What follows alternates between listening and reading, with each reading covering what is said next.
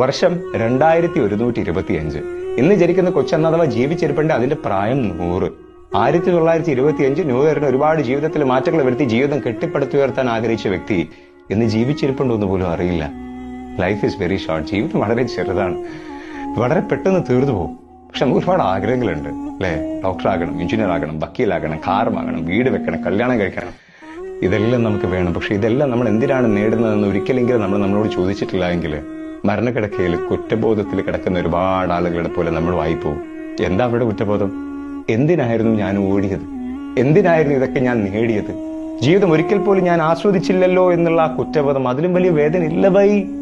Please understand this life is all about experience ചെയ്യാൻ പഠിക്കണം. ഈ ലൈഫിൽ നിന്ന് എക്സ്പെക്ട് ചെയ്ത് ഓടി ഒടുവിൽ ആ മരണക്കിടക്കയിൽ എത്തുന്ന സമയത്ത് ഞാൻ ഒരിക്കലെങ്കിലും ലൈഫ് ഒന്ന് എക്സ്പീരിയൻസ് ചെയ്യാൻ ശ്രമിച്ചിരുന്നെങ്കിൽ എന്നുള്ള ചിന്ത വന്നു കഴിഞ്ഞാൽ അത് വല്ലാത്ത വേദനയാണ്. ഒരിക്കലെങ്കിലും നമ്മൾ